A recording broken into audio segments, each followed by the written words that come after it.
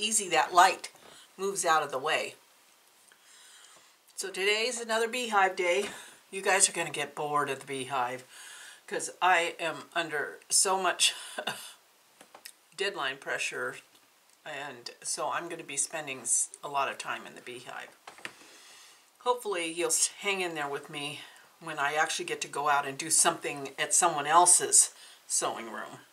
But in the meantime, today is another Beehive day.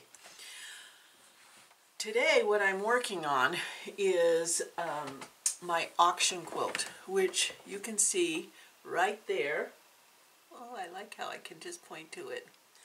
So it's a buttermilk basin design for the main motif. You can get that pattern from the Stitch and Post in Sisters, Oregon, and I just love it. I actually made it a little more dimensional in that I put real pearl head pins in my pin cushion and some buttons and stuff, and I might still spargo it a little.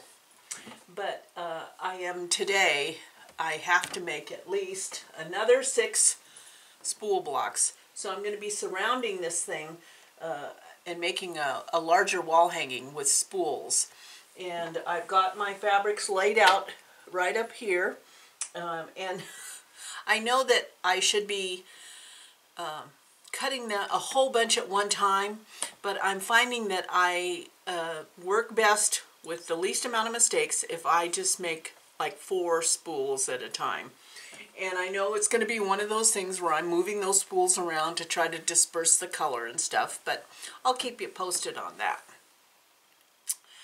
Today, I hope all of you in the Southeast are safe, and that your homes and most importantly your sewing rooms and your families are all safe. The weather has been crazy. I never thought I'd turn into this old person that talks about the weather all the time, but I think that Mother Nature is making us talk about her. She's so self-centered. We, on the other hand, have a very cold day. I can see the mountains out the window, but it's not sunny at all. It's kind of dispersed gray clouds and definitely cold. G went on a long bike ride and said he had to stop and to warm his hands up. I think he needs to be wearing gloves, but so I decided to make this easier somewhat by chain piecing a little bit of my spool blocks. So I've got my June Taylor ironing mat, you know, cutting board on one side, ironing on the other. I am cutting my spool blocks out behind me on the cutting table, but then I'm ironing them right here. So I've got my nifty little iron that I got on the road, and I got this at Walmart of all places, and I absolutely love this little iron for traveling and for small spaces. Got my scissors with my absolute beautiful bee that a friend sent me in the mail, and then I got a little bit of mail. So, well, actually this is something I bought.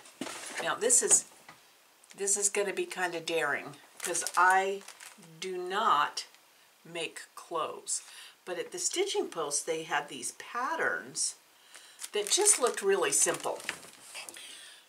I mean, I don't know, the sleeves kind of freak me out, but I was thinking I could use up my stash by making myself some clothes, one-of-a-kind clothes. You know why one-of-a-kind? Because there's some fabric in there that is so old. I know no one else can get it. But I thought I'd give it a try and see how it turns out. I mean, it looks simple enough, but I don't know. We'll see. We'll see. I know my girlfriend Colleen will laugh at this because the last time we sewed a dress was in home ec in our high school, an all-girls school we went to, and I think she was the one that actually cut a hole in the front of her dress. We didn't pass that class. And then I got a package. Don't you like this? It looks like someone sat on it, like the postal guy maybe had a little bit of a hemorrhoid problem or something and needed a cushion, and he knew there was something soft inside, and so he sat on it. But oh, are you gonna love this? Oh gosh. Oh, oh, oh, oh, how fun. This is amazing. Amazing. Oh, I got a little card in here too. I gotta see what this is.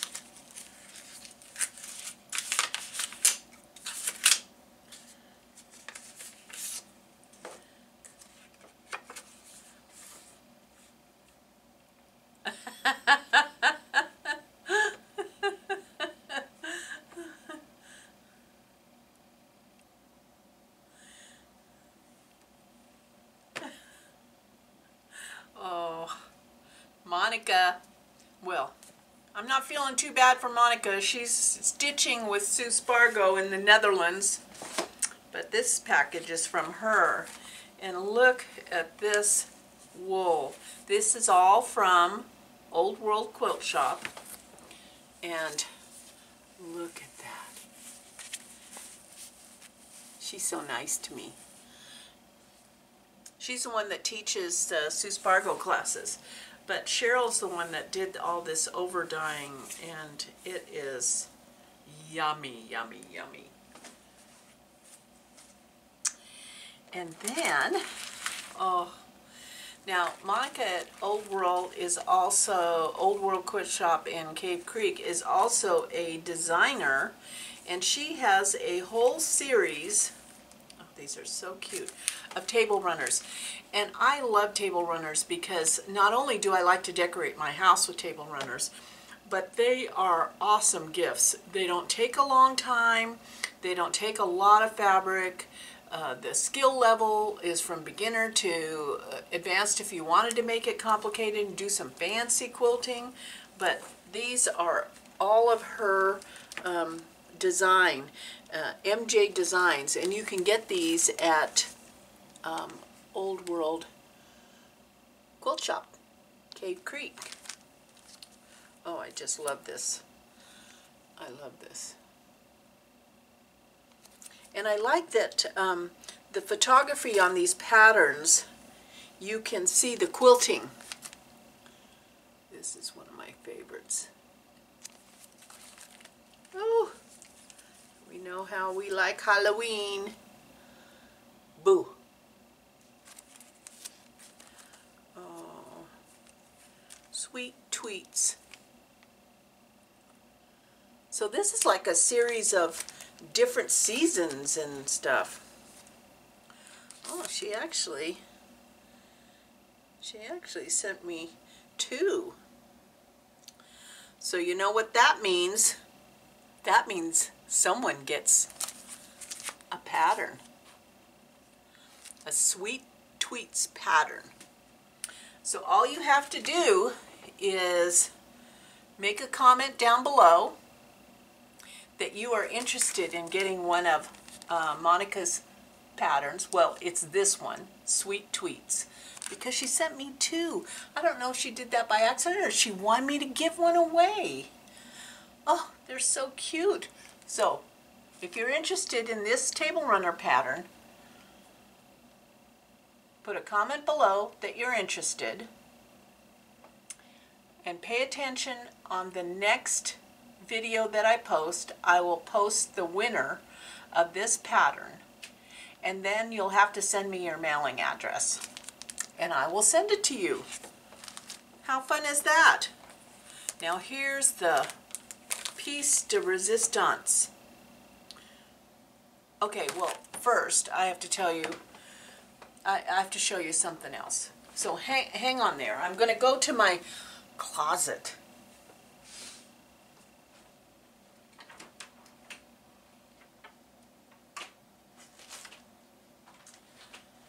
So, when I was in Cave Creek, I fell in love with this these kits that they had, and I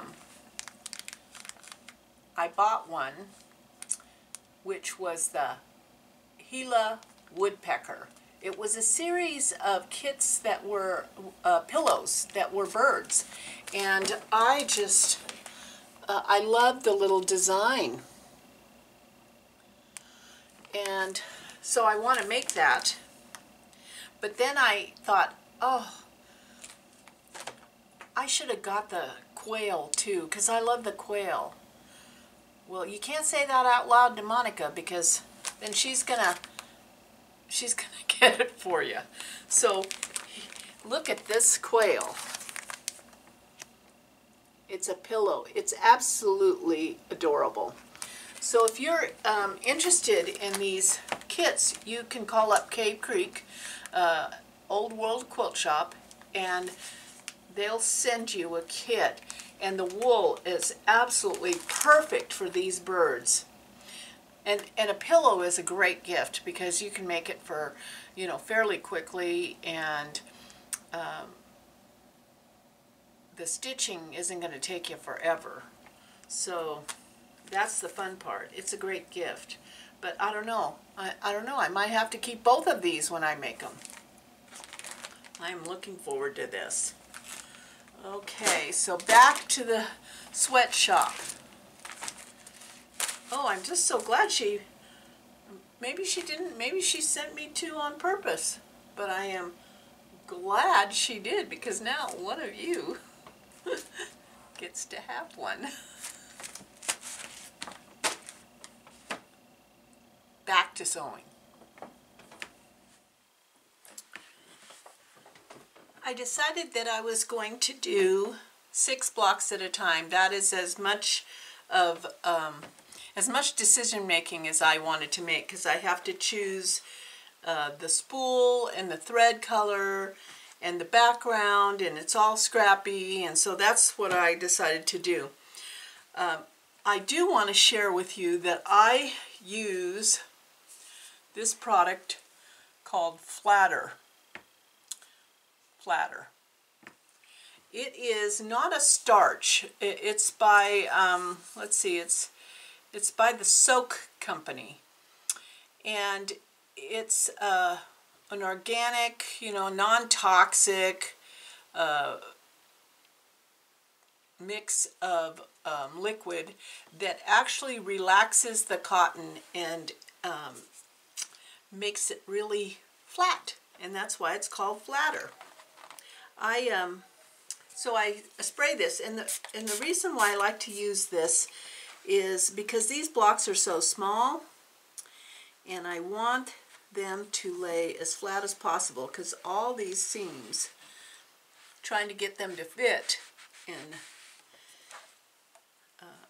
to make sure I have enough and that everything is nice and smooth for my wall hanging.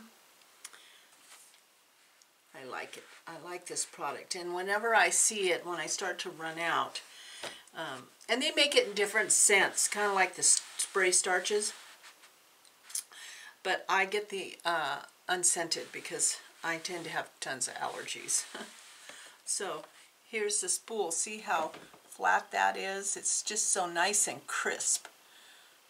So I got that spool done, and I'm going to continue sewing. I'm going to iron these spools.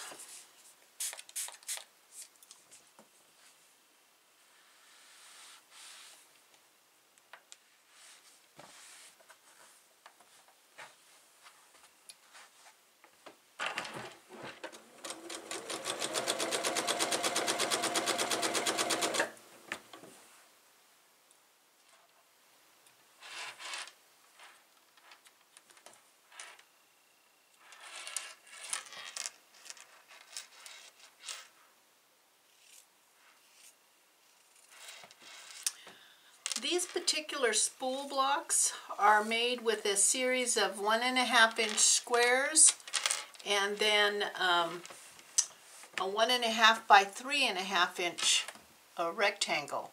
So I have cut two 1.5 by 3.5 inch rectangles for the top of the and bottom of the spool, and then I have cut a 1.5 inch square for the thread, and then 6 1.5 inch squares for the background. So it's a very simple block to make. And I'm just mixing up the colors.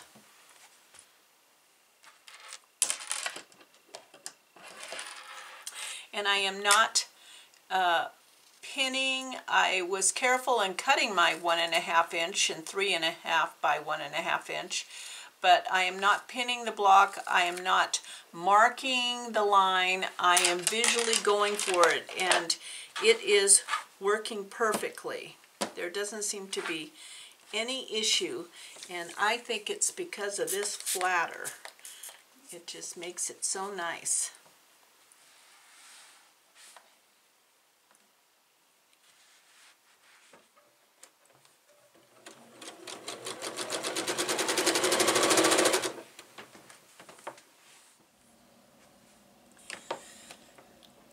Here we are, chapter 2. So the process of spool making continues, and you can't quite see it. I'll have to move it down, but I have been dispersing the colors, trying to balance them, and I figured out how to fit the buttermilk basin mat. This is the exciting thing for me, is that I love Stacy West's design of those mats. I love the mini ones and the big ones also, but maybe I don't always want to use them as a mat. How many mats do I need?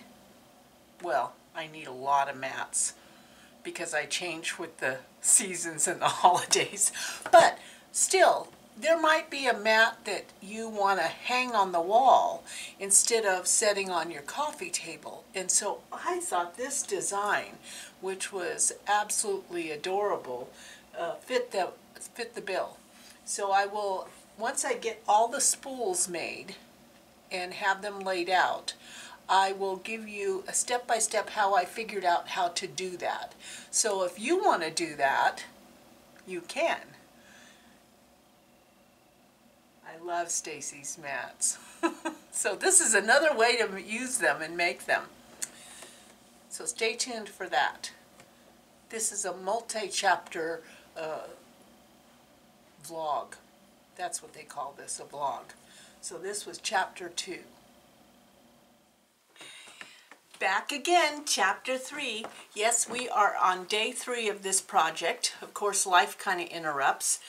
And so I'm spending the afternoon working on it. I'm also preparing for Customer Appreciation Day at the Stitch and Post, which by the time you see this video will be done. But I am demoing Sashiko, which I am really passionate about also. So I'm spending the afternoon up here in the Beehive. Poor me. So I've got my lunch. This is my, if you didn't know, G and I are vegan for health reasons, and he is also gluten intolerant, so since I am not, I have a bagel. Bagel with some, may not seem appealing to you, but it's a tofu based, it kind of tastes like egg salad sandwich, but it's out of tofu. And so I've made myself a sandwich, and I've got my water with just a dash of organic cranberry juice, and I'm going to be eating lunch up here. But I wanted to give you a peek again at what is occurring. And so these are the last spool blocks that I have to make, and then I will have all the spool blocks done. Then I have to think about the inner border and the outer border, and finally I'll be quilting it. You won't see me quilting it because it's an auction quilt, so I'm going to do hopefully some special stuff with that. My quilting isn't always on par, but I'm going to give it my best shot, and hopefully it'll raise a lot of money for the music and the arts in our community. But I did want to give you some measurements so that if you decide to make this for yourself, you'll have the measurements for it. So let's go over to the design wall.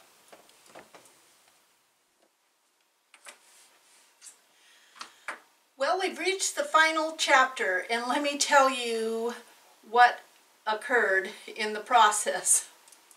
So you need to not always do what I do, because I kind of fly by the seat of my pants sometimes. So I just started making this quilt. I was requested to make an auction quilt for the storybook auction, and I just started making it, you know. I didn't think about anything other than, oh, I have to get this. I had in my mind a certain size, and I knew that it had to fit in this giant storybook that they created for the auction. But when I decided to put the borders on, I thought, you know, I should really try to find that email that had the dimensions that it was supposed to be and not just kind of guess. Duh. So I went and checked and realized that it was going to be way too wide. You know, the length was not bad, but the width was way too wide. So I had to unsew this whole strip here of spools off the side and reattach them along the bottom. And that was it.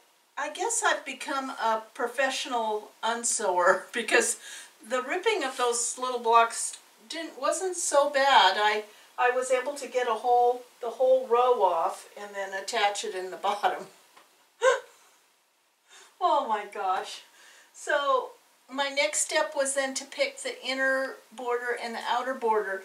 And when you have a certain color scheme going,